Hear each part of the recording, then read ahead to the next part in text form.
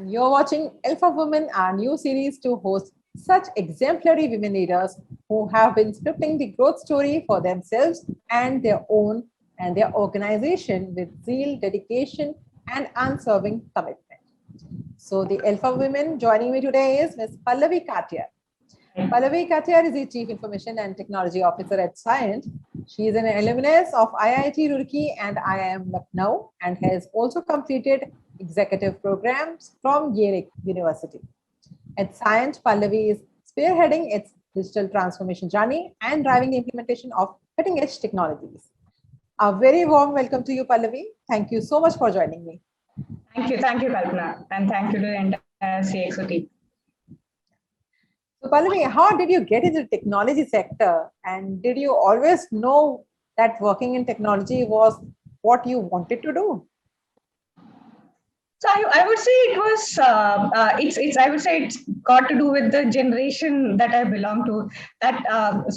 Late in the late 90s, especially with almost everyone was getting into the technology, and irrespective of what stream of engineering you were doing, there were so many opportunities across the board in technology that it kind of became a logical choice for most of the engineering graduates. What has been your most career-defining moment that you are proud of? So, Kalpana, if you look at my career journey, you will find that I have actually been constantly experimenting with the roles that I have played. And right from like doing hardcore software development to say supply chain consulting, and then doing SAP projects, etc., etc. So, but then what really I would say the career defining, or the company where I realized that my potential is much more than possibly what I have explored at that point of time, was Cognizant, where I evolved from being an individual contributor into a people manager, a good people manager, a good program manager, and a good P&L manager also. So it kind of made me realize that there are multiple other areas where I have certain strengths which were potentially not exploited at that point, which were much beyond, I would say, technology, and which were more around people, financials, your ability to go and talk to people, to go and sell solutions, etc. So that is what really opened up a lot of avenues for me, and that gave me even more confidence to experiment more, and also start looking out for the roles which would really make me happy in the long run, and give me the satisfaction which typically comes from say our professional journeys and our careers and the work we do. Yeah, absolutely. The instinctives also. Yeah. Okay. So what do you think we should be doing more, to encourage more girls to consider a career in tech?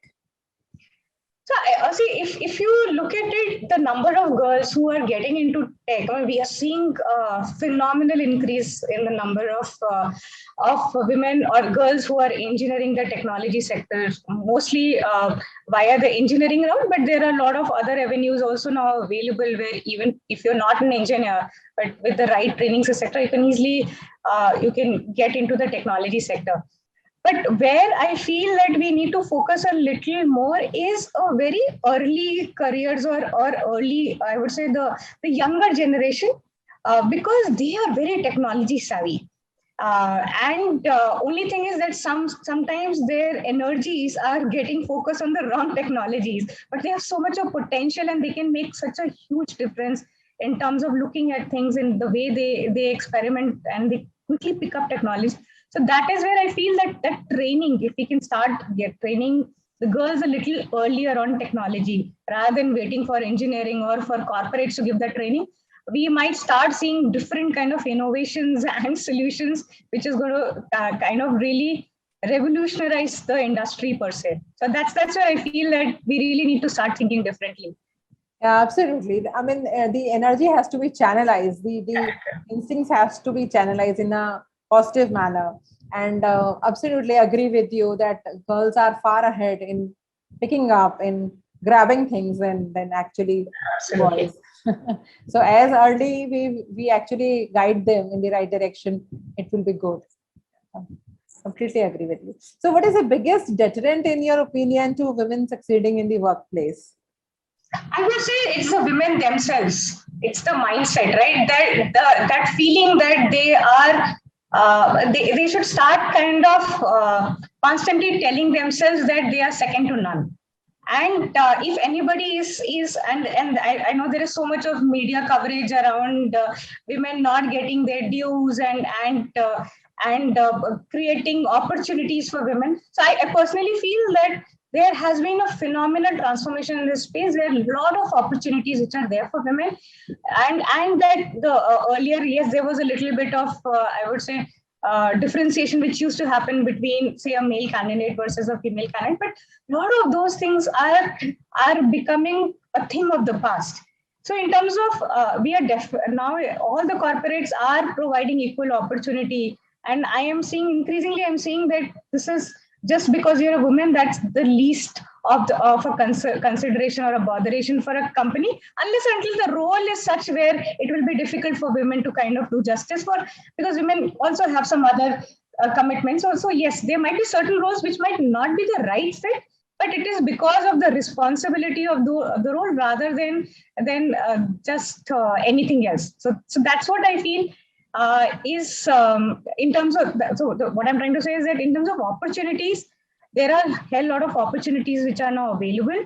Now women really need to start grabbing them and constantly tell themselves that they are not lesser than anyone. They are equally competent, they're or probably even more competent, and just go and deliver and show to the world that they no longer need any special platform to really, or any kind of a support to go up the ladder as far as the corporate is concerned. Yeah, absolutely. So, in spite of the challenges of the COVID-19 crisis, women's representative improved across all levels in last 2 years. So, this is an encouraging sign and worth celebrating after 2 difficult years. Absolutely. Yeah. And completely agree. Women actually has to awaken their highest self rather than, someone else coming and making them realize that, yeah, you're important. Yeah, I have come across multiple scenarios, even in my team, where people say, "No, where they're hesitating to go and talk to their manager, even though they have delivered, or say a raise or a promotion."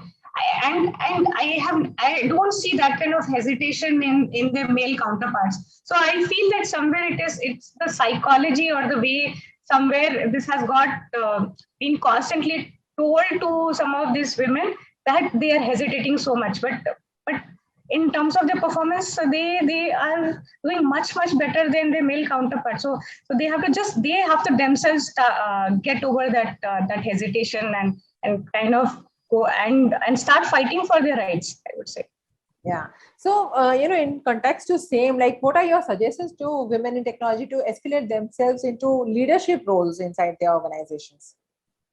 So I would say one of the things again which has worked very well in my case, and where I see still where women have to kind of do a little bit more, is experimentation with the roles. I understand that they at different points in our lives there are different commitments that come up from a personal front. So often we hesitate, but then there are so many opportunities available, and they should start thinking of changing roles, trying out new technologies, venturing into areas which they have not done, because that is how they evolve as a professional, and that is what eventually will clear up the path for them to really rise up the ladder. Yeah. Unfortunately, you will still see a lot of women doing the same kind of work for years together, and that often becomes a hindrance in terms of their career growth, especially for the senior positions.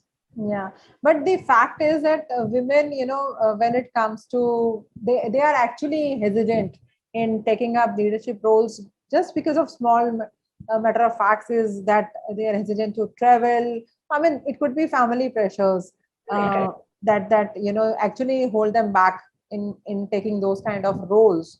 So what do you think? I mean, actually they can how they can manage, because your self experience and you have been managing things that way.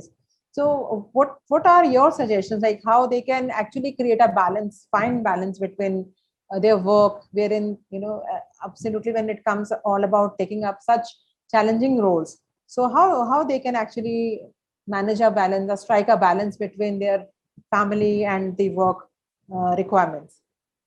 So yes, my view is that life is not the same, right? So as far as our family commitments are also concerned, there are points in a career where our family really needs, especially when we have younger kids, and that was the case in my.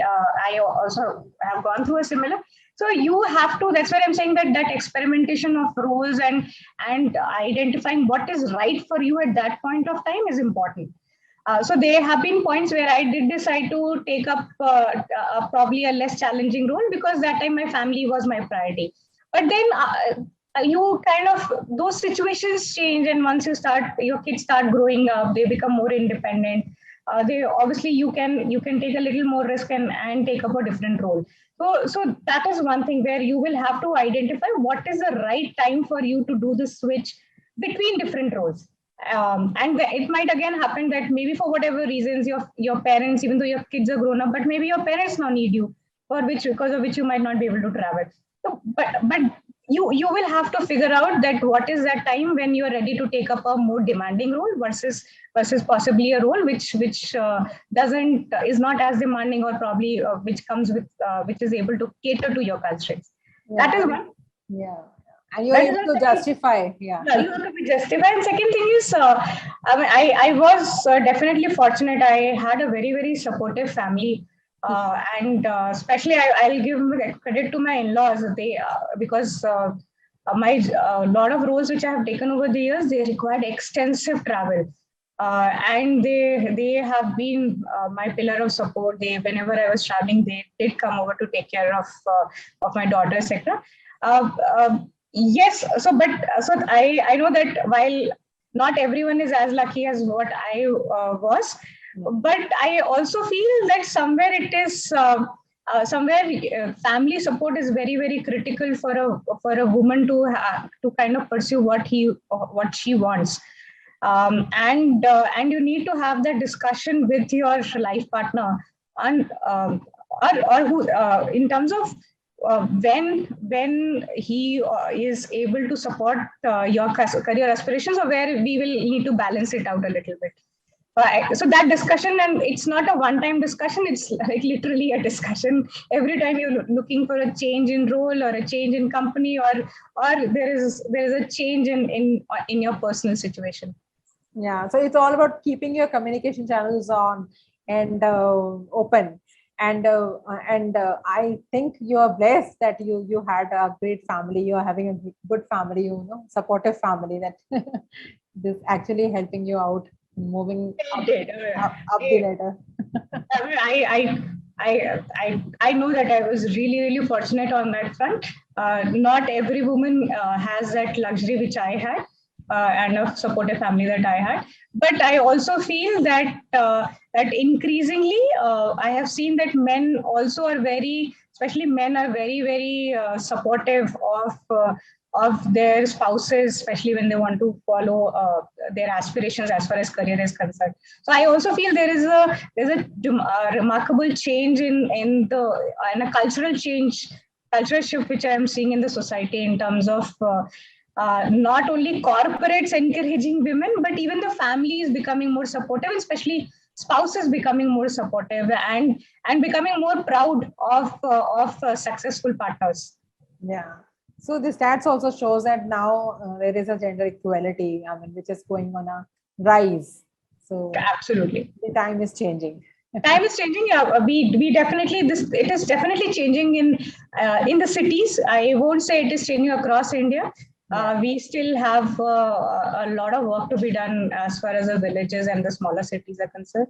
But I'm hopeful that women like us would start influencing some of that change, because eventually it would be wrong to expect government to do something about it. It's eventually people like us who have to really start influencing some of that change and encouraging women and people and I would say girls from the smaller cities and villages, and start giving them opportunities, because they will never especially when they join their careers, they would not be possibly at the same level as some of their counterparts who are coming from the cities. But the onus is also on leaders like us to ensure that they do not get penalized for that and they're getting the right opportunities. Yeah, everyone has to give his own bit in creating that kind of an awareness, or maybe inspiring. So that's for, we have this series. We started with the CXL for Women series. Okay, so who has been your biggest advocate or mentor in the workplace, and why? And that's quite interesting one. Okay. I have had multiple. I was fortunate on the personal front, but I was also fortunate on the professional front, and I kind of am very proud to share the statistics that all my mentors over the years have been males.